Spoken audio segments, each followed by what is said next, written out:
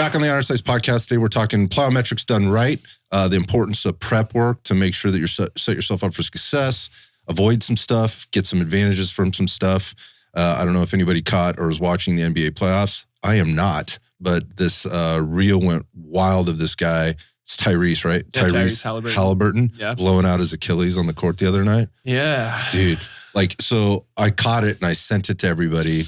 And Steven's like, I cannot watch this. I didn't watch it. No, don't watch it. I can't watch Achilles popping. No, I can't. Rolled up all the way, I can't, basically to his knee. I can't watch that.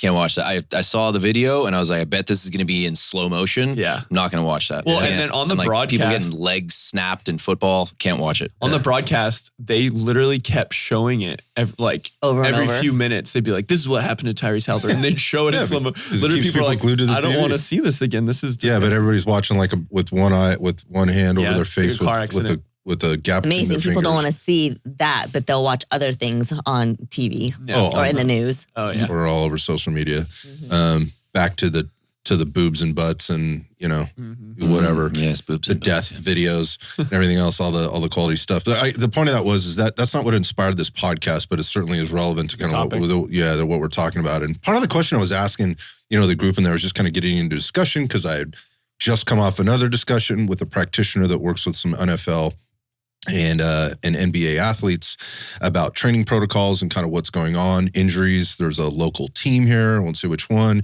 he works with. They were plagued with injuries last year. And, I started to kind of ask some questions like, what's going on with the strength and conditioning staff over there? What's going on with the PT staff? What's going on with the ATC staff? And the end of that conversation, I guess, just to wrap it up, was basically it's kind of a clusterfuck. And not a lot of people are talking to people. People are to one another. They're jockeying for positions. There's some bureaucracy and some politics going on there. One of the main guys left, went to another team. And that's not uncommon, when you're looking at like collegiate or professional sports. At least that's been my experience and my knowledge of it and talking with people that work closely inside that and at all different levels. The point of that is how does it trickle down to the athletes? And we start to see these people being plagued with this type of stuff. Like, what is it? Like, what's the problem here?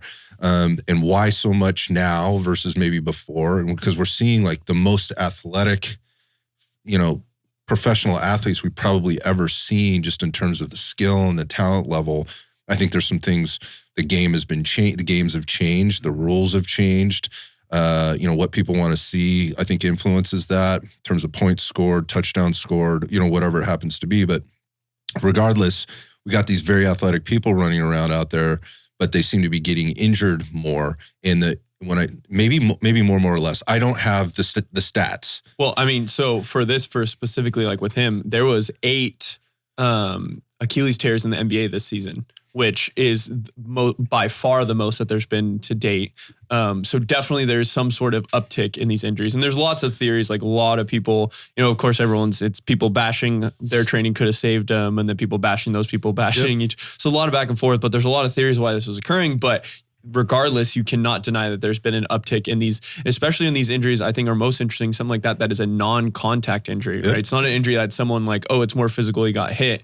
That was something that he was just going to accelerate into a move and pop, right? Yep. Which with him, there was some stuff that there was some things that set up. Well, and how he set it. But I think this is also maybe part of the discussion as well, is the prerequisite of he had a calf strain that he was playing on that side. And I think, and there's some people I think, in my opinion, are kind of uneducated in this that are trying to say that those don't have an impact on each other. 100%. How could they not? Yeah, if the calf that attaches to the Achilles is compromised, then you're going to put more stress on the tendon. So I think there's definitely, there's probably part of it is players playing on things because there's so much money involved that they probably shouldn't be. He shouldn't have been playing on. If it was regular season, he wouldn't have been playing on that. Going into the postseason. But it was the finals, so it's like he's going to try to play. Exactly. Game 7 of the finals. He had played 2 games. I think he strained it in game 4 or 5, and he had already played a game or 2 on it and was fine. But then compromised. He was fine. Yeah, he made it through the end of the game. But then he made it through that, and boom, he tore his Achilles. So there's a lot of discussion of what are the causes, and I think there's a lot you can go into with it. So. Yeah, that brought up, a very close friend of mine is a shooting instructor, does a lot of movement, teaches courses, things like that, and he was having a problem with his right foot for a very long time, and he was dealing with some stuff that was going on that side. And then I hadn't talked to him for a while, about stuff, and I was just checking. He's like, yeah, dude, now I'm dealing with a calf tear. He actually tore his gastroc on the opposite leg. But he didn't tell me that. I said, is that on the opposite leg or other side from the foot injury that you had? He's like, dude, I never thought about that. I go, yeah, it's probably overcompensation for however long you were nursing that thing, but still had to perform, right? And still had to play. So there was absolutely there could be absolute more than correlation there. There could be some causation there. But I wanted to get into this because, as I'm looking at, and this is coming off the podcast that we just put out when we were talking about concurrent programming, folks that are trying to get a lot of things done inside their program. When I say a lot of things, they're trying to kind of do it all, right? They're working their strength, they're trying to work their speed and power, and they're also working capacity and fitting it all in. And then the overlap that happens with all kinds of things, right? When we look at the physiology of what's going on with energy systems, as well as, what gets you, muscular system, the neuromuscular system, how those things interplay. And when I say interference, I'm saying like, well, what's getting overworked? What's not getting worked enough? And then where do those things meet in the middle in the power band there to potentially create an injury? But I don't want to make it all about injury. I started with that because it's kind of fresh in my mind, and I had sent it to you the other day. It's not always about injuries, but it is about performance. And if you're injured, you can't perform, right? And if you're not able to operate at whatever I don't like this word, but I'm going to use it, optimal level is for the thing that you need to do, then you are underperforming, right? You're not going to be able to perform. And then obviously the worst thing that can happen is you can't perform because now he suffered a catastrophic injury. The off season for these NBA guys is going to be so short for this guy. He is not going to be back for next season, at the beginning of next season. It's going to take months. This is like a 1-year recovery process. They're saying he's out for all of next season. Yeah. So yeah, I mean, it varies a lot. Sometimes and that's another discussion. I didn't hear the extent of it. Was it a total avulsion or complete tear all the way through? Sometimes they are trying to push the athletes closer to like a 6-7 month. Like there are some athletes, and again, it depends on some of the specifics of that. But we get them in the PT room. We get some surgery done. We get some peptides on board, maybe some other things, whatever the magic is, the magic sauce is out there that can help this process. But the bottom line is like, this dude's done, franchise player, right? Who is done. And obviously at a very critical time. I mean, there's a lot on the line. People that have worked their whole lives to get to this particular point in their career, on the coaching side, on the ownership side, on the fan side, if you're a Pacers fan, whatever else. And now like, what does that mean for us? So anyway, the point of that is like, maybe that's not relatable to most of the people listening to this show, but certainly not being able to perform, being taken out of your game, or not performing to your best should be on your mind. When you're working out, there needs to be intention, needs to be a purpose to stuff. So I don't want to get into all of the things around plyometric training, but I think one of the most important things is prepping yourself to be able to do it so you can perform your best and avoid this type of stuff, or worse, or again, maybe it's not as bad as a total, an Achilles tear or a gastroc tear, but it puts you in a position where you can't perform at the level that you want to perform. And then you end up making compromises and you do workarounds that set you up for all kinds of other stuff. Well, and I think, to relate this to the individual who's not this high performance athlete even, I think within the last year, I probably have had, I can think of 5 or 6 different conversations of people either that I've known or close that I've known who have actually had like an Achilles tear because they weren't prepared and they decided to go join their local volleyball league, or they tried to like get on a skateboard and they haven't done in 15 years. And I think I've known like 5 or 6 people who have torn their Achilles in the past year. Yeah. So definitely applicable even if you're not a high performance athlete. Yeah, so kind of it goes across all kinds of different market segments and whatever. So we want to talk about that, and again, the importance of talking about being prepped, right? And so that's a very broad term in this, but if we broke it down to kind of the micro, like if you're going to start doing this, like, and you're going to do this in your workout, your micro session, right? You're doing this once, twice, 3 times a week, whatever it is, adding some type of plyometric, and these things show up all the time in places that I think are completely inappropriate. And I get why they're doing those, especially when you're going to a lot of group program sessions where you're jumping up on boxes, jumping down, running, sprinting, pushing sleds. Change of direction. High force output, right? Type of movements that increase heart rates, that increase body temperature, right? That get the blood pumping, that get the respiratory rate goes up. You're burning calories, right? And people are burning calories or they go to exercise to burn calories versus get fit, perform better, live better, all that stuff. The priority is a little mixed up. And so again, the warm up being an extraordinarily important part of this and the reasons why, particularly in this type of an application when we're looking at plyometrics. So plyometrics being that explosive movement that you're doing, and it shouldn't be in a lot of reps in a row. It should be, well, we'll talk a little bit about that, but so without getting into that too soon, it's that thing where you're going max force output for a short period of time. We're using a very specific energy system, and there are things going on at the nervous system and at the tissue level, right, that are extremely important to maybe understand at least at a base level so that you can set yourself up for success. Yeah. And so I think that's breaking down like what's going on at the tissue level. And I think when is this appropriate? And it's giving some adherence of that we want people to be doing plyometrics. You should be doing them, but one, they're, like you said, they're not applied correctly a lot, like doing them for time, doing them to a exhaustion, doing them with kind of lackluster mechanics. Doing them with load.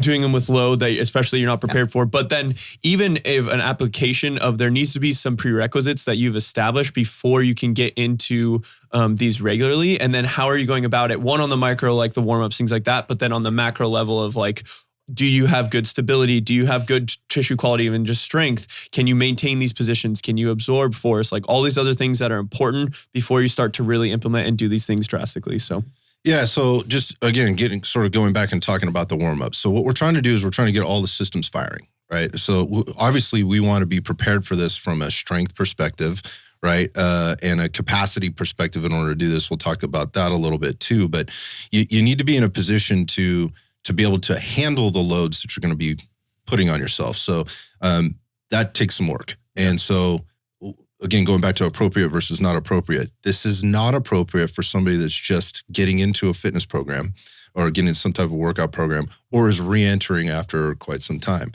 I would also say a lot of this stuff is not appropriate for somebody that is dealing with some type of dysfunction or injury, right? Or something that's nagging. Those things need to be addressed first. So those are kind of some prerequisites to kind of think about.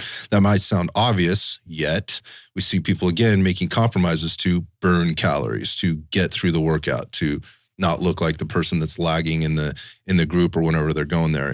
And it is true that over time you can build that capacity, but how are you doing that? And are you setting yourself up for a sort of long-term success? Now, I'll also say this, we're looking at a professional athlete here, right? When we look at this NBA guy who's been doing this his entire life, and one day this thing happens, he may not have had another injury ever like this, but now he's faced with this. So the point there being is if you work hard enough and you play hard enough and you do this long enough, you can do all the right stuff all the time. And these things, this might not be avoidable, but whatever we can do to mitigate that, I think it's important. So just from a perspective of, we're not doing this just to say, listen to us so you don't get injured. It's not always about that, but that should be in the back of your mind, especially if you just want to be healthy and do your thing. So, well, the other thing is too, we're talking about the lower extremity, and we talked specifically about the Achilles, but think about the individuals who have had a pec tear, right? Yep. As far as, an avulsion or biceps tendon for that matter. So It's not just the lower extremity. You have to make sure your entire body is prepped. How I kind of think about it and explain to people is like, when you're in a car, right? A car accident is going to happen at some point. You can do everything you can to prevent it, but a car accident is sometimes going to happen, an injury, right? But that doesn't mean you also can't do the things to prepare yourself to set yourself up for success, that you don't have these things occur. So yeah, sometimes a pec is going to tear, but how's your programming? How's your total volume we're working with? How's your warm-ups? How's your different things? So you still want to prepare yourself, so that I think this conversation around plyometrics is really rooted in, yes, injury might occur, things, shit happens, right? But there is a way to go about this to prepare yourself and set yourself up for the most possible success. Yeah, so there's a process, right? And being focused on the process versus the outcome, calories burned, or the time that you're setting on the board for the WOD of the day or whatever else. So prepping. So we're prepping tissues, we're prepping the nervous system, we're also prepping our brain, kind of getting focused on what's going on. We're also checking in during that warm-up, like what's not feeling right, how am I feeling this? And I think the other thing about the warm-up is people like to think about things very very like proximally. Like I'm going to do jumps today, so I need to work on my knees and my ankles to start. Now, this is total body movement. It takes the entire body in order to basically tap in or to be efficient at using this built-in spring system, if you want to look at it that way. We call the stretch shortening complex or cycle. Sorry, stretch shortening cycle. And how that actually works. So I think it's important maybe to just kind of cover that for a second. So basically you have this spring system, which is a combination of the neural system and the muscular system, right? And within the muscular system, we're also going to include those musculotendinous junctions. So where the tendon ties into the muscle that ultimately ties into the bone. And the nervous system that ties into that, and then obviously the strength and stability and mobility that you've I guess, accrued over time or may not have. So obviously, all of those are important factors, when we're looking at stuff. So basically, you have a couple of different phases, and this is stuff that probably people know. You have an eccentric phase. That's the stretching phase, right? That's that phase where the muscle fibers, those tissues are getting longer, right? So when you think about like doing a jump, if you're doing like a standing high jump, right? You're dropping your knees down, your hips down, and what's happening in this case, we're talking about the Achilles, and we're talking about that calf complex. The calf is lengthening, right? That tendon is supposed to open up and accommodate that lengthening at the ankle joint, right? As you get into that flexion, right? And then you have this. It's called an amortization phase. Amateur. Yep. I always said amortization. Amortization. Yeah, amortization. I broke it up, but amortization phase, and that's kind of this transition of where we go into the stretch and we have this kind of stored energy in it. It's just kind of sitting there and it's ready to be kind of sprung open. So when you compress the spring, in this case, again, we talked about stretching it, but we're compressing a spring. And so you have all this kind of energy that's trapped in there. And then there's the next phase, which is the concentric phase, which is when you let that thing loose and you explode into it. And so now you're shortening that calf muscle, right? Which goes into that tendon, which is attached to that bone, right? And in that shortening phase, that's where your power is getting produced. Yeah, and I think it's really important to talk about that turnover phase. There is this act of like dissipation of energy to where if that phase isn't done effectively and efficiently and quickly, then every millisecond that you're in that phase, that turnover phase where you're not transitioning to the concentric, there's a dissipation of energy and it's lost as heat right through that. So that's really important to a lot of the mechanics with plyometrics is very much a timing thing. It's very much a timing of the contraction. There's actually even like a co-contraction or preemptive contraction of the of like an anticipation for the tissue when you're going into movement. So like if you look at a sprinter, when they're absorbing, there's actually like a pre-contraction when they're proficient at it of the calf into the Achilles to help with this phase. So the timing of this is really, really efficient. So when you're practicing this, and this kind of goes back to the warm-up being really, really important, is plyometrics aren't just about having maximal power. It's the timing and the rhythm of this power. And how do you apply this absorption into this turning around phase and then this production? Right, and this happens everywhere, right? Yeah. You mentioned pec tears, like whatever you're doing, pushing, pulling, jumping, sprinting, decelerating, accelerating. Yep. It's all part of this stuff. So if you're constantly training in maybe a very slow, controlled tempo, you're not challenging that tempo. You're not challenging that timing at all, and that's why tempos are important. And so, effectively what you're doing in the warm-up, we mentioned this, is you're priming the nervous system, you're getting things switched on. That whole electrical system, if you want to look at it that way, is now kind of getting fired on, and you're making sure all of those fibers and all of those things are sending the signals the right way and then sending the signals back the right way so that timing can happen. You're also increasing like that tissue readiness. So again, the sliding and gliding, the lengthening, and that it being ready to go. So, and when we talk about tissues, we talked about muscles and tendons, but it goes deeper than that. There's fascia in there, and each muscle and all the muscle fibers, how they run over one another, how the tendon is attached, what that attachment looks like how the tendon is formed, what might be going on at the tendon, and at the junction of the muscle and in the junction of the bone. So there's a lot of things happening here. Yeah, and I think you mentioned really quickly fascia, and I think this is an example of there is a total body, even like a mindset, nervous system impact of prepping a movement, but there isn't a coordinated effort of the connection or the kinetic chain of tissues. That is really where the fascia impacts. Like the calf isn't directly attached into the hamstring, but there's a fascial connection, and those are both really important for propelling you forward. So these warm-ups that start to ease you into when you're going into, like, say, more of a max effort or an intensive movement of starting to build that kinetic chain and that technique of how do you apply force through that whole chain of movement from the ground, reaction force from the ground up into that movement. So as you're moving into that, we can kind of break it out into like kind of 4 phases of the warm up, right? And the way we kind of break it down is, let's just start with something simple, but accomplishes those things. This could be super simple. And so we kind of think of this as like a dynamic active warm-up. This is a common term, but I think misunderstood and often misapplied.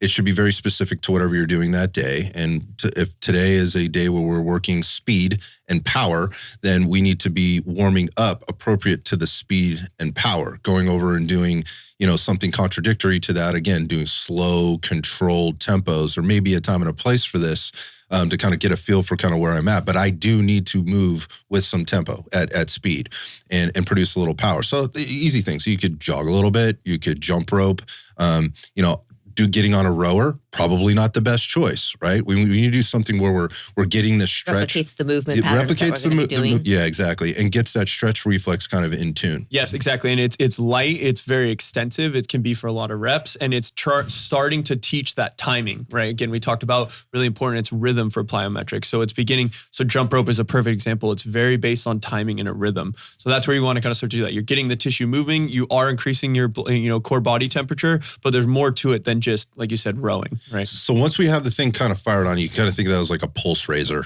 right? We're just kind of getting things fired up and moving, including, we'll maybe get a little bit of a sweat. It might last 2 to 3 minutes, right? It doesn't have to be a long time. We don't want to wear out the system. We're just trying to switch it on and basically stimulate the system to work right for us. Then we might move into some more joint mobility stuff. And this might be, again, should be very specific to whatever it is that wherever you're focusing on. So if it's like a jumping movement, maybe we work into like some hip opening type of things. This is very controlled. It's very intentional. You're not spending a lot of time there. Maybe again, 2 to 4 minutes of hitting a couple of things. This isn't a workout, right? This is just a warm up. It's getting you prepped to move.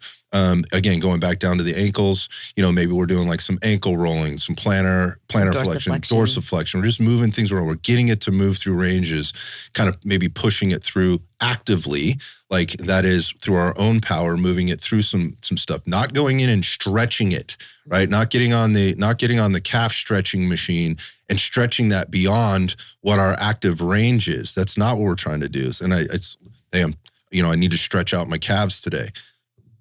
Do you want that extra stretch before you're asking it to do this explosive movement? Yeah, and I think it's important if you think about, I think we use this analogy for this, the stretch reflex as kind of like a rubber band, right? So for you to really get the maximum recoil effect on a rubber band, right? If you only pull a rubber band back like half an inch, you're not going to get much of a recoil. But if you can pull it back to its max capacity, that it can be controlled and not snap, right? You're not damaging the tissue, then you're going to get a more powerful recoil. So to an extent, right? There's always a sweet spot. There's also pulling it past that inch. Exactly. And a half, where you may damage the tissue or you may lose some. You're losing some integrity. Exactly. And on top of that, whether or not the rubber band is fresh or if it's an old rubber band and it's dried out and it's starting to fracture. So what is the integrity of that system tissue before you start pulling and tugging? For sure, exactly. But this is where the argument is that if let's say you're trying to get into this position, we've been talking a lot about the lower extremity, right? Where if you have this preloading phase to get the calf under stretch so you can absorb force and produce force in a jump or a sprint or whatever you're doing,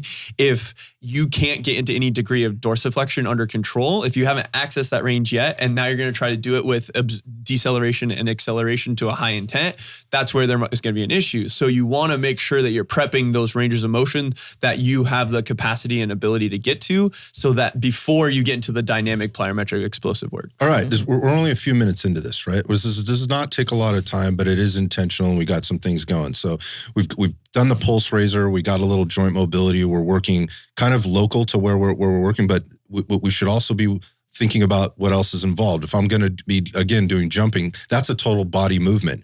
So I got my back, my hips, my shoulders, my pushers, my pullers, everything's getting involved there. And so here's where I'm going to work into a little bit more dynamic movement, which is going to be total body, right? This is where I start getting out of the local stuff and I start to get my body to move through different things. I was just having this conversation with Shelton Stevens. I mentioned him on the last podcast as well. He's going to be dropping here pretty soon, where we talked about how he applies this stuff, where he gets his guys doing things that are a little bit outside of the norm, things that are outside of their comfort level, not things that they're used to, things that challenge them, right? So they have to think a little deeper. A little plasticity. Yeah. So we're starting to work things that are not inside your comfort zone, maybe, or things that maybe look a little funky, right? Or feel a little funky. And that's okay, because it's getting things to switch on in a way that it wouldn't typically be switched on. Again, heightening that sensitivity, but also switching on that entire system. Again, we're not doing this for a long time. We're doing this for a couple minutes, maybe two to 4 minutes of this as well. So we're picking a couple of things that we do, or maybe it's one thing that involves the entire body. It's a walking lunge with a rotation. It is an example. Maybe if we're working upper extremity, we're adding some thoracic rotation with a push, move to a single arm, kind of thing. We're reaching across our body. We're just moving around is essentially what that is when we're talking about dynamic movement prep.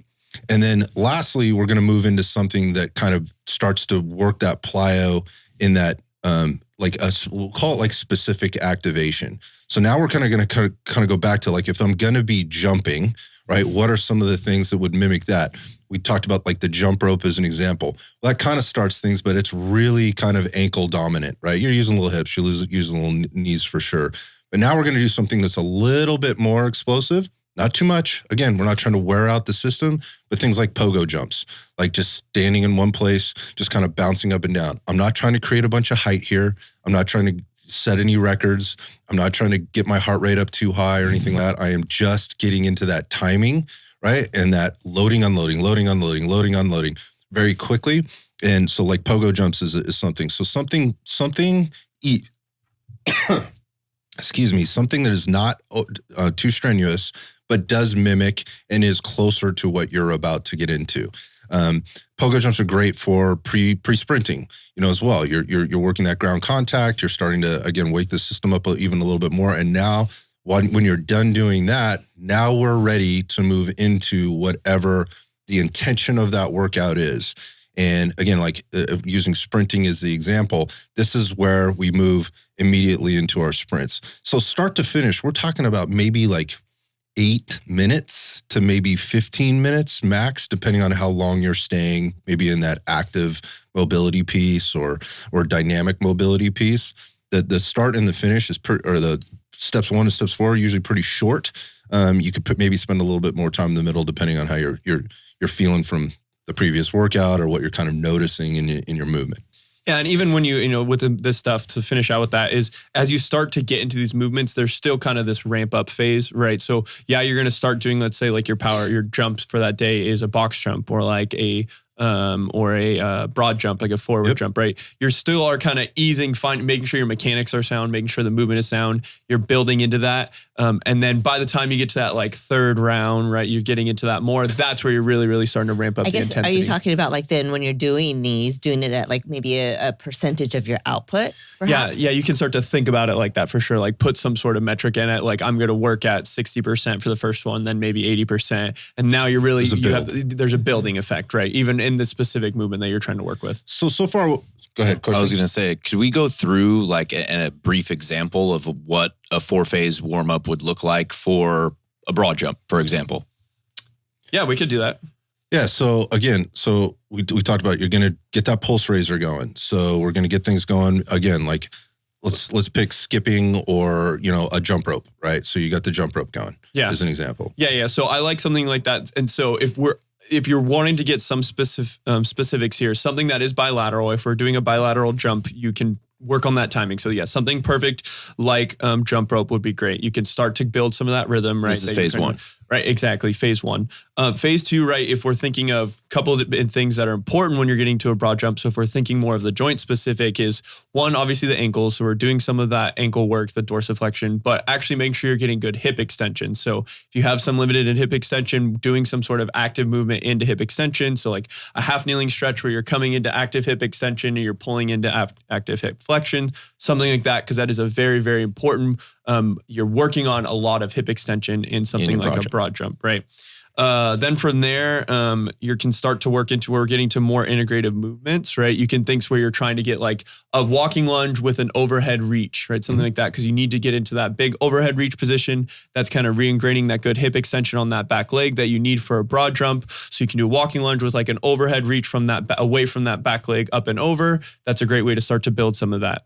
Then you can get, when you're getting into more of that dynamic, you can start to work in one, you can work into some of those pogo hops. So you can start to build some of that timing and some of that movement. And then you can start to work into some, I call them like snap downs or depth drops from that, where even just a standing position, you're reaching tall up into the air, you're in good triple extension, you're on the balls of your feet. And then you drop, you snap your arms back and you're trying to lurk on that absorption landing phase into the hips, the eccentric landing. You've mastered that eccentric landing. You've got everything fired and moving. Then from there, you can start to get into some lower intensity. There are different ways to do broad jumps where it's more repeated broad jumps or more a specific 1 rep like output broad jump, but you're working either whatever format you're doing from there, and you can get to the broad jump. You're working on that good landing mechanic, which even if it's repeated is still important.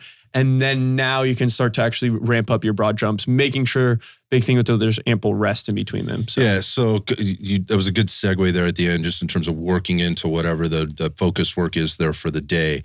But a couple, just a takeaway there. 1, it doesn't have to take very long, but at the same time, don't rush it. Yes, right? Again, there's process here, and it shouldn't just be going through the motions. If there's any intention being put into this at all before you get here, this could be the most important part. However, so we kind of just taken through a warm up going into there. Things to consider foundationally. Yes. Like, are we ready for this type of work?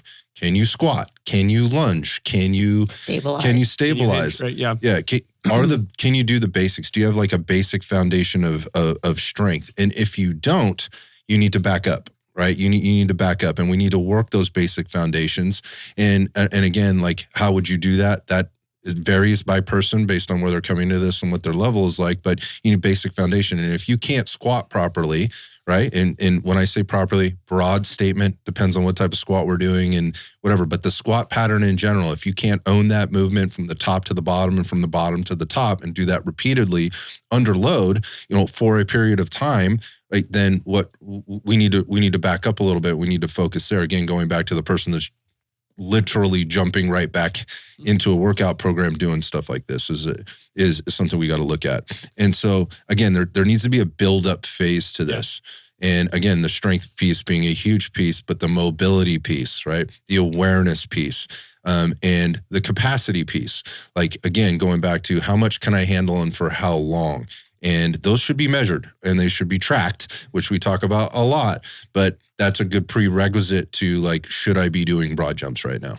Yeah, so exactly. Like, can you actually maintain the good positions for the movement? Can you actually build that, strength under control? So you shouldn't be doing something dynamically like this if you can't do it slow with control yet, obviously with lighter loads and different intentions. But for example, like a broad jump is basically like a dynamic hinging movement. It's a horizontal movement. If you can't, hinge well, if you can't do an RDL with some control and some degree of ownership in a good position, you probably don't have any, any business going into a broad jump right away. Right.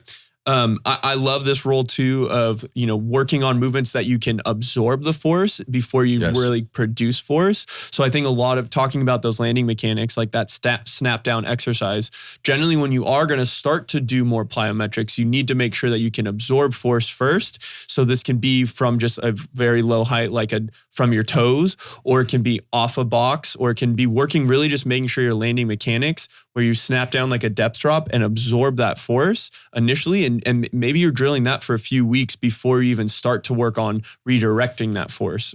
So so it's that power development and more specifically how to control the decel. And so we look at like these non-contact injuries, like what's happened to this basketball guy, right? Like when we look at ACLs are generally non-contact injuries, and generally, like you look at sports like football, hockey, contact sports like that. Certainly there are things that happen, but when you look at a lot of the ones that do happen in places like specifically football, it happens in the deceleration phase. It's when somebody is moving at speed, they're cutting, they're stopping, right, and they're changing directions, and things go directions they're not supposed to go at the times they're not supposed to go there, and we wind up getting things like ACL tears. So it's about power development. And that can be done in your strength training program by working through tempos, by working through the different phases of the movement. Again, concentric, eccentric, and isometric, so that we can strengthen different levels or different ranges and work through different tempos. And when I say tempos, it's not just moving slowly, it's moving fast, it's moving faster. How fast can I move lighter loads? So which brings us kind of into the next thing, which is like the more advanced development of plyometric work where you see people load things, right?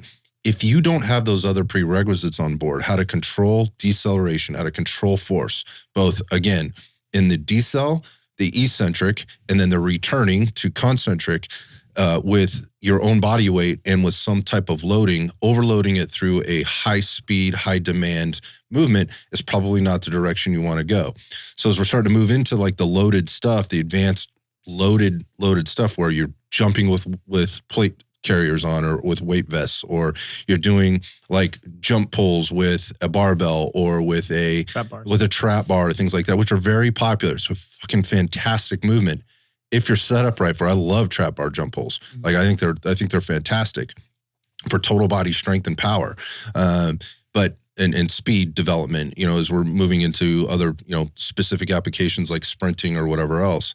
But if you can't do those things, under slower tempos first and controlled things like eccentric loading, that's not a place we want to be. Yeah, and you can start to think kind of we were talking about, you can almost think of what we did in the warm-up as also like the prep of something that might be your block. So there's different types of plyos. There's more extensive plyos where are more rhythmic and light and not a lot of force, and they're more maybe for a little bit more volume. There's more intensive plyos, which are really like based on these power aspects. So let's think like a pogo hop or jump rope. That might be your plyo for a little bit, working on just extensive ability for that connective tissue to be durable and handle that load. Then you can start to really think through the line of, before even getting to weighted jumps, can you do body weight jumps? Right. Can you do those different things? So we talked about that, force absorption. We talked about that. Then you can even think of like easing in force. There's also like band assisted movements like that, where you're holding a band, strapped to the top of a rack, and that's reducing some of the force you're dealing with. Then you can get into body weight. Then you can get into single leg. Yep. And then you can get into where you're starting to load these things, right? And that's where really trying to manage the sweet spot with plyos is that you want to incorporate them, and they are very valuable, but you really need to manage your ground contact time, and you really need to manage the amount of force that you specifically can handle for your ground contact. So that things like that can apply are, one, how much you weigh currently, like what's your strength, what's your capacity in general, but then even like how much force, like what's the vertical. So like if you're doing a depth drop, like a heavier person, if they're on a higher box, they're going to get more acceleration forces that they have to deal with that absorption. So these are all things that you want. That's a lot of gravity pulling you down, right? So you got to think about those things when you start to program these drills. One, are you doing all the other things outside of the plyometrics? But then what are your ground contact times right now? And how are you handling that and programming that? Total volume. So total volume for that. So I think when you start to kind of program, we can kind of think of those more extensive plyos, which can be done maybe more than once or twice a week. But they're not super intense, and that can just really be working on a lot of that rhythm, right? The timing and stuff like that. So that's like the pogo hops or the jump ropes, or maybe a little more than like the A skips or light sprinting, stuff like that. Or light jogging, running, because it wouldn't be sprinting if it was light, right? But then you can start to think of where you're getting into these like heavier plyo sessions, where this should really, if you're getting where it's like power development, that should really only be done like twice a week, depending on how many sets you're getting in. You should only really be getting like 1 to 3 movements for that, and you should really be doing it up to like twice a week to really be developing that power. Yeah, I think this is where things get cloudy for people, because they're getting programs that are going to classes, or they're going to things where they're getting that all the time. They're getting some form of it very often. And again, going back to their interference of what's happening there, like, are you really getting power and speed development if you are not set up correctly and don't have the proper recovery time? But I just want to emphasize something you said there just about the loading part. And again, I mentioned, I jumped right into plate carriers and the trap bar deadlift. There are ways, and you mentioned things like bands, there are ways to increase loading without actually onboarding an external load. Yeah. And one of those ways is, again, it's just going to the single leg stuff, right? Yep. So I can land great with one leg. Can I land great with two legs? How does that apply? Well, when you're running, right, there is one's landing while one is pushing, right? Yeah. So one is going into an eccentric while one is going into a concentric to some extent. There's things, there's a push and pull going on both sides. But my point being is like, again, we go back to like that non-contact thing, like with the ACL specifically, or this, if you saw the video of Halliburton and his tear, like he was offset, right? He's not two legs underneath him in a nice firm, what you might consider like a squat stance. He's in an offset position. So he's got different loads at different times in the movement pattern that he was trying to complete, which is basically an acceleration movement down the court from like almost kind of like a track start position. Is kind of what it looked like. Again, you can see this on the internet. It's not hard to find. Point being is he wasn't in this ultra stabilized position, right? He was offset and got caught. For whatever reason, his body didn't like where he was at that point, and something let go. So we can move to single leg stuff. We can move to offset positions, split squat jumps, things like that, to load things differently in different phases at different times during your movements. So those are ways to start to kind of ramp up your plyometric application. The other part about that is we're kind of starting in. This is kind of the next piece of this is.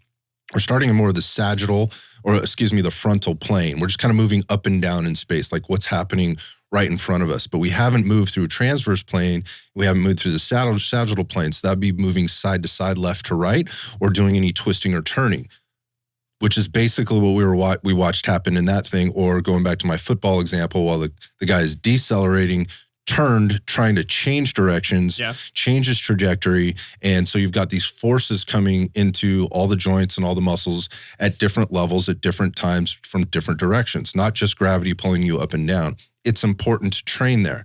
If you can't do that in the frontal plane and do that well, adding in highly dynamic plyometrics in a sagittal plane or in a transverse plane, you're asking for trouble. And more, again, not just on the injury side, you're just not going to be able to perform at the level you could potentially perform if you're not using the building blocks the correct way. Yeah. So I think people can get a little bit carried away when you start adding these like 100% agree. Mimicking sport and like trying to get super specific. But yes, when we're working mainly in the sagittal plane, where we're in this like movement of only up and down, like if you're only doing a box jump, if you're only doing a broad jump, that's not what this athlete's going to mimic. So when you start to get into where you're moving from side to side in the frontal plane and then the transverse plane, you can do things where you're, going into a lateral bound into a rotational box jump. And you can do these things where you're learning to absorb force, produce force in different directions. And that can be really valuable when it's still done, when it's programmed in a smart way, when it's programmed to an extent that it actually makes sense. And it's not just the bulkier training, right? Yeah. Random. There still needs to be rooted in strength training, rooted in all these other things. I think another, one of the other like kind of last applications that we've talked about a lot is like contrast training, where you can apply this, where this can be done with a maximal strength movement, where you contrast this like light power plyometric exercise. So good example we're talking about the broad jump a lot, horizontal force production power, right? We can think of a deadlift or a trap bar deadlift where we're working in that same kind of general force vectors that we're trying to implement. We're doing something heavy for whatever the set reps, 3 reps, 5 reps, and then we're going to get into almost immediately within 20 to 30 seconds, we want to get into that contrast set as soon as we can and apply that repeated bout. And there can be, we're talking a lot about the nervous system, right? This has a really big impact on these implements for producing power and movement and timing. When you work one movement pattern and then you apply that same movement pattern on different ends of the power, the power spectrum, right? You're going to get a good effect. And that's a really good way to develop this as well. And it's also really time efficient. Yeah. So it's a good way to do that. So it's really, now we're moving into more of like how this should be programmed. Where does it fit in? And again, this is where it gets cloudy for people. And a couple of things came up. One is that it can get a little wild. Mm-hmm. Like you see quite frankly, it's like madness. Like, what are we doing here? Like, what are we actually trying to get accomplished here? Can I measure this? Do I know what I'm doing? Do I know if I'm getting better at it or not? Because if it's totally random and wildly just kind of inserted into programming, you're never going to get the result that you could potentially get by, again, working through this process. So, one of the things you can kind of say about it is don't train what you can't, or overtrain what you can't land, what you can't finish, maybe is the way to look at it. Like, mechanically, you need to be working at a really good level before you start working into this madness of like, how creative can I get with these movements and this mimicking, try to train how you fight kind of thing. Like, fight how you fight, right? Like, go train, like spar or play basketball or play football. That's the fight, right? That's where this stuff can show up for you. But trying to mimic what's happening on the court, the field, the mat, or whatever in the gym to build these things, the process gets really muddy. And you see coaches doing that all the time because they think they're doing something new. It makes the client feel good because, I've got a basketball in my hand and I'm in the gym and I'm doing plyometrics. Like, do you need to do that? Like, we're trying to work a skill here. We need to think about it as practice, right? For the things that we're trying to improve skill on and practice with. The balls and and all the other things, all the other implements can come in later. So let's not get wild with this. This happens a lot in programming. You go hire. I got to go hire the very specific basketball strength and conditioning coach because he does this cool stuff on the in the strength and conditioning room with med balls and basketballs, and he tries to mimic what's happening on the basketball court inside what's happening with this plyometric training. I'm not saying there's no place for that, but when it turns into that, and that is the thing that we're doing, and this is what makes me different, that should raise a red flag for you as a client or an athlete. Yeah, for sure. Especially when it's not rooted in the other foundational things we know that have a big impact on that, like strength training and even muscle building when needed and stuff. And I think another with that's a really common mistake is starting to turn these into like cardio, turning in your plyos into cardio. So doing too much, too long. Yeah, exactly. Like the goal with plyometrics for this actually to be is totally the idea that quality over quantity with these. Quality, intention, timing, positions, outputs, all that is way more important than when you do that. So sometimes when you're doing some of these exercises, you're going to do 3 jumps, right? And you may rest like 60 seconds to 2 minutes even, depending on how intensive it is and where you're in that block and all that, where you definitely should not be resting. You shouldn't be doing them for time. You shouldn't be doing box jumps for time and then jumping down and then jumping up and then jumping down as quickly as you can. That's not developing power. Yeah, we've talked about there's conditioning there may components be sports and they're all that kind of stuff. Require that stuff, but that's not what we're talking about. But you're not developing plyometric capabilities doing that, right? So it needs to be intentional, it needs to be with effort, and you need to rest longer than you think for these as well. Yeah, so don't mix up plyometrics with capacity. Exactly. Right? It's capacity before plyometrics and in that order. And you can build additional capacity by applying the plyometrics properly, but you have to have the base level capacity in order to do this. And that stretches across all the systems, including the energy systems, again, which we touched on a little bit in the last podcast. In that leads into or circles back to what you're talking about in terms of recovery time. So, when we're looking at kind of the programming, you mentioned some examples like contrast training as that example. Again, that trap bar deadlift immediately followed by the broad jump, right? And you were in specifically the post activation potentiation that exists there. And that being, we've switched on the system. We've got all things firing. We've stimulated. It's all fired up right now. We rest very little time, maybe 30 seconds, and we get right into our broad jump. So we're utilizing all the things that we have on board. That's contrast training is a very powerful tool. Again, it's an advanced tool, right? It's not something that people should be jumping right into. If you don't have those foundations first, right? Let's not move into that type of programming. In terms of volume, you were mentioning this, like, how much do I actually do of this? Look, the good news is there's been a lot of research on this over time for a lot of years. This is pretty well established science in terms of like, what is the optimal, not the minimum effective dose. You were talking about that on the last podcast and put out a good clip today actually on that, just about what's the difference. Like, minimal just kind of keeps you in the mix, where optimal gets you to actually move the needle on making the improvements. So what is that? So for this, we're looking at like maybe 10 to 25 ground contacts in a workout. Yeah. Right. So, and you may pick 1 to maybe 3 exercises. And so we're talking about timing, like in 10 to 25 ground contacts. If I had 5 sets and I did only 5 reps per set, there's my 25 ground contacts and I'm done. Yes. That's it. I'm done. And I'm moving on to the next thing in my program, whatever that happens to be. I'm not looking for hundreds of ground contacts in one set. In fact, that's detrimental. Yeah. Now you're taking away from the work that you actually just did. All that warm-up stuff, all that initiation stuff. It's garbage stuff. Yeah, that's what you can look at it that. Yeah, you're working in the garbage zone at that point in terms of making gains on the plyometric capability. It's like when we've talked about like junk volume with other types of exercises, like adaptation to stimulus from an exercise is all about stressing the system and your body's ability to recover from that and produce a response that increases performance and output, right? So if you overstress the system though, one, it may just inhibit your ability to train again, right? But it also may lead to an overuse injury, and that's where some of these things can occur. Not saying it will occur, but if your volume, a lot of things with this is just your programming sucks, right? If you're doing this too much, you're overstressing the system, you can't recover and get better to increase your performance. That's where some of these issues can arise. Yeah, I think your programming sucks is actually more common than most people realize, and I think there's a large level of overconfidence I think that exists.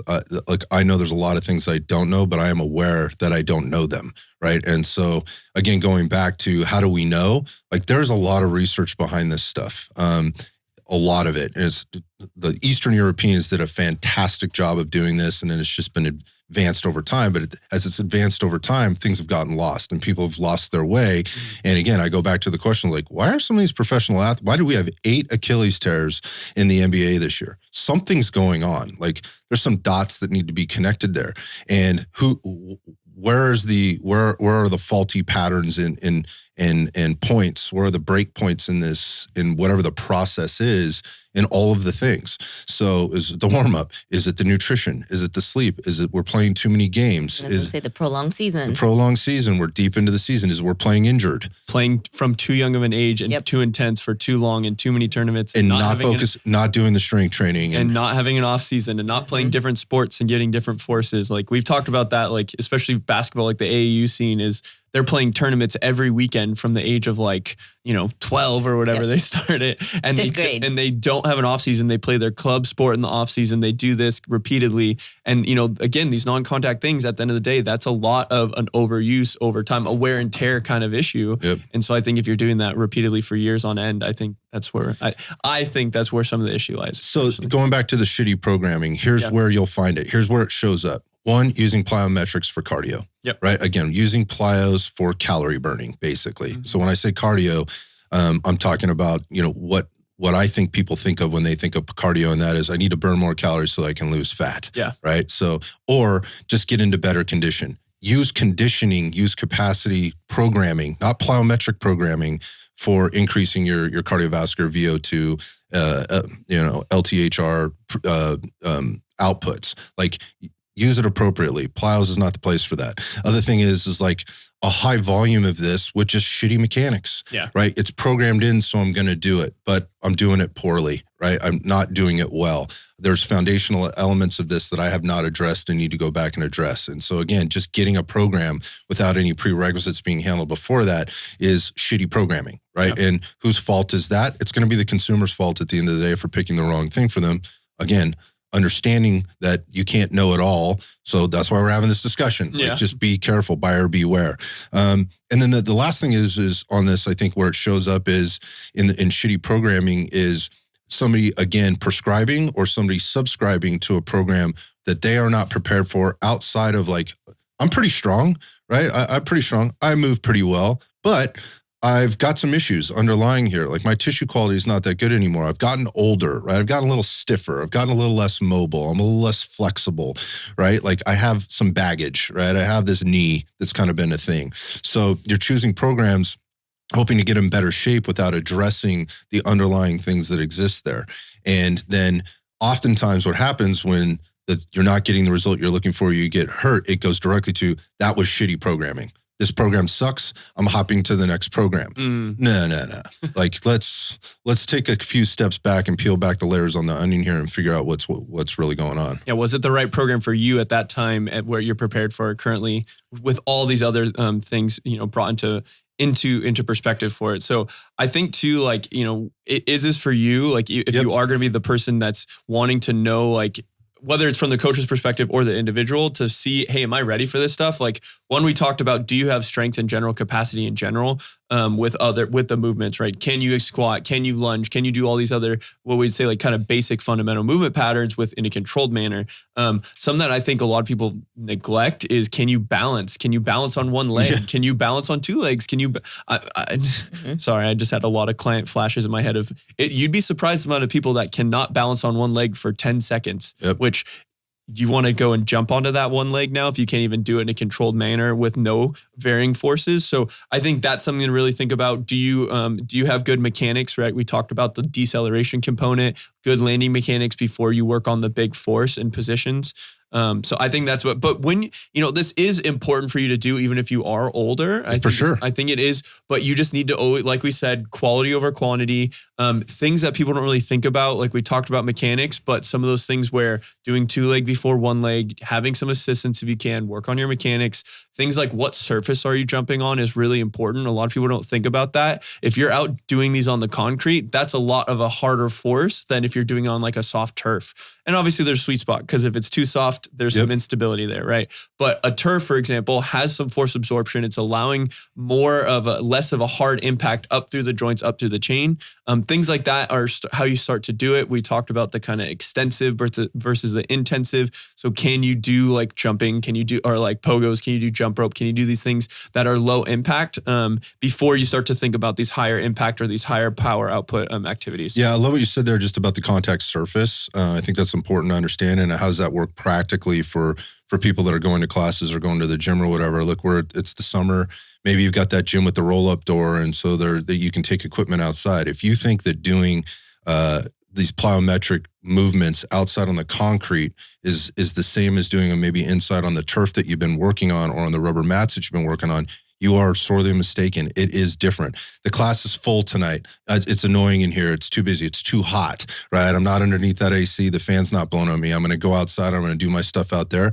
Beware, because that is a much different surface. So your ground contact will be different with regard to how your body responds and absorbs that. On top of that too is, are you wearing the proper footwear to be doing? 100%. I think the NBA was, I heard some rumblings that the NBA was trying to blame the footwear for all the Achilles. Oh, I mean, everyone. So, at the beginning of the conversation, we were talking about all these other factors as far as, what could be the potential as far as for an Achilles rupture. And one of the first things that went to my head was, okay, so how new are these shoes? How old are these shoes? Have the model of the shoes changed in the last couple of months? Because if they're going through the shoes, the model of the shoe, even though it's the same brand, it can vary a little bit. Oh, that's why I stopped wearing Nikes. Well, yeah. I wasn't going to name drop that brand, but Stop wearing them. They kept changing them. It was, every model was different. I just want the same fucking shoe, man. Just give me the same shoe. They couldn't do that for me. I can't do it. And that's like with and with this, especially when we're talking about like an Achilles, like the amount of drop on the shoe, the amount of angle on that can really, really change the amount of stretch on that. Yep. So if you're having a shoe with a bigger heel and you've been training on that, and then you get one that's a flatter sole, when you go to an accelerate in a movement, you're going to have a bigger drop and a bigger stretch on that Achilles, and that can be a big impact. And then as far as like the shoes that you're wearing on a daily basis to the shoes that you're wearing for your practice or your skill practice or training, for sure. So we had a whole episode. Yeah, we could do a whole lot. We've done a couple on feet and shoes and CC's a foot nerd, foot mechanics, and I appreciate that actually. And I think those that spend time in this understand the value of proper footwear in keeping your athletes safe, performing their best, and keeping them injury free. Anybody that's had feet issues in their life understands the importance of footwear or of proper footwear, no matter what you're doing. Hygiene. Yeah, besides the hygiene. But that said, like, again, going back, can I use Plyos for conditioning? If you're asking yourself that question, you might be doing that. The basic answer is no. Don't do that, right? Yeah. Unless you have a high level of capacity, you have a high level of all the foundational components that we talked about, and you are programming it very specifically. Again, there are camps out there, or there are exercise what do I say? I guess genres out there that seem to kind of put this in randomly. You know, one of the things we didn't talk about was like kind of where this goes in the workout. And I don't know if we mentioned that or not. It should go at the front. Oh yeah, right? It should go at the front of the workout. Once you do your warm up, first thing you do. Yeah, you do your warm up. You get right into this stuff where the body's fresh. Those energy systems are fresh. Again, we talked about how minimal the amount of ground context can actually be. Again, people think 25. That's so low. It's enough, right? That's what you should be doing. Then you move on to your strength or other power and speed and capacity work that isn't plyometric based. Yeah. However, there are things that you can do to work these components like med ball throws, like pushing a sled, right? That can help that basically augment that plyometric work that you're doing without doing without going through the high force outputs on this at the same timing, but they can prep you and put you ready for that. I love the sled for this stuff. It loads the entire body if done properly, you know, depending on if maybe you're pulling, you know, using a strap or something around your hips or whatever else. But there's a lot of stuff there. And med ball throws for that upper body, you know, throwing the med ball against the wall or the ground or whatever else to work that stretch reflex component that we were talking about, as well as build some capacity before we start getting into the more high intensity stuff like a plyo push-up or something even more dramatic than that when you're using a machine or something that some other type of piece of equipment that can add that much more external force to you, where you're not just accelerating through the concentric, but you're having to decelerate it on the eccentric. So you can work the different components there.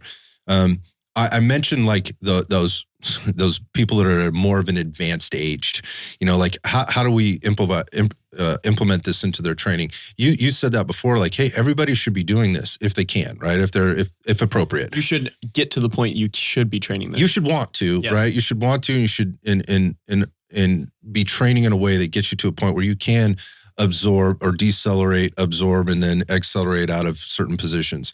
You will find a much higher level of fitness. You will achieve a much higher level of capacity there, and you'll feel better. You'll feel more confident. Again, if that's not your thing and you just want to look great in a bathing suit, that's fine. That's cool too. But if you're trying to be more of a well-rounded athlete or human, I think this, and you like to do other things, surf, snowboard, ski, run, you know, jump out of airplanes, you know, whatever the thing happens to be, these are things that should be implemented in your program. So how do we adjust? We decrease things like amplitude. So we talk about like pogo hops as an example, or a broad jump. We just do them a little less high, right? Mm-hmm. We don't do them quite as fast to start. We start to slowly integrate these things in. We reduce the number of ground contacts. We don't do 25 in a workout. We do 10, right? And we call it good, right? And we start to slowly build into this, see how the body responds. You should expect that your body's response in terms of recovery time will likely slow as you get older. It's just the way it is, right? So don't try to rush the process. Don't try to get somebody to the ski season, right? Starting at post-Thanksgiving, right? Like you can get some work done in that amount of time, but that's not the time to finally implement your plyometric training, your capacity training in order to be able to handle this stuff. So again, things like that. And I think the bigger thing there is you maybe get a little older, you've been out of the mix a little bit, is emphasize the quality of what you're doing and the recovery from the thing that you're doing. Again, going back to shitty programming, if this is programmed into your workout every day, right? I'd be asking myself a question like, why are plyometrics in my program every day? If you or your coach cannot clearly articulate that and give you a very solid rationale, I would run far and fast. That's just not a good platform to be working from. And we see a lot. Again, it's where the waters get muddy, particularly in the concurrent programming, or was often referred to in this bastardized term called hybrid athletes. Mm-hmm. That's where you're starting to see it get lost. We're just taking ideas and we're bolting things onto other types of programming without a lot of rhyme or reason. Sometimes somebody can talk a good game and tell you about that. But again, I want you to be able to articulate exactly what's working here. How are we measuring this? And how do we know that we're being successful? Yeah, you might have all the parts to the machine, but you need to know how to build the machine with those parts. So I think a lot of people just throw the kitchen sink of all those parts, all these mechanics of a program, but you actually need to know how they fit together and how they can balance each other. Yeah, so if you're doing this on your own, or even if you're a coach, I think some great tools to be able to use to kind of assess kind of where you're at, or just get a good picture. So a lot of times we're doing plyometrics, you don't have a mirror, right? There's not a mirror to kind of see what you're doing. You're just focused on getting that broad jump done or that high jump done or whatever the thing it is that you're doing. Maybe you're sprinting, right? When you're working your speed work, like how do you kind of examine or analyze what you're doing or what you might look like? Because you might think you look a certain way. But if you film it, everybody's got a phone in their damn pocket now, right? So if you film it, that'll give you some really good feedback on kind of what things look like. And it can clue you into, oh shit, I'm really weak through here. Oh, my posture sucks. Oh, I can see my hip flexion is not very good here, or my hip extension is not very good in this particular thing. Like I'm locking out through my knees and ankles, but my hips are still in flexion, right? That kind of thing on a jump. Like be the same as if you're doing like Olympic lifting. Like where are the breakdowns in these things? Because as we get deeper into these more advanced movements, more advanced movement patterns, the nuance and the details fucking matter. Yes. Yeah. So filming it is a good way to look at it. The other thing is don't forget about the decel training. Whenever you're starting a program, start there. You know, like we talked about the pogo hops is an easy way to kind of get warmed up. The drop squats, the snap downs, stepping off of a box into the landing position, examining that landing position. Those are good ways to kind of get a good feel for where you're at, and they're very telling. They're very telling when you get into it. And beware if you have not done that type of training before, and you start to implement it, particularly if you're going way deep into the total ground contacts game or cave, if you want to call it that way, you're going to be sore. Mm-hmm. Like you're going to be sore. This is so if you're trying to avoid not being in good shape for the next workout, start, when I say slow, start calculated, right? We can't get faster training slower. Period, hard stop, end of the day, right? Sometimes strength training is a little slower, right? Sometimes we're working mechanics with lighter loads, right? But working slow does not make you faster. You're going to have to work faster. You're going to have to increase the speed of that ground contact response in order to get faster. So we're going to have to move there. So start with less in terms of how many, right? And again, like amplitude, heights of boxes, heights of how high you jump, things like that, and start to build up. But don't sacrifice speed for the decrease in heights or amplitude or a number of ground contacts. That still needs to be pretty consistent. And again, a good way to look at that is just film yourself. So anyway, lots of stuff on plyometrics. We could go on all about the programming and where it goes in or whatever, but I think key takeaways we kind of covered.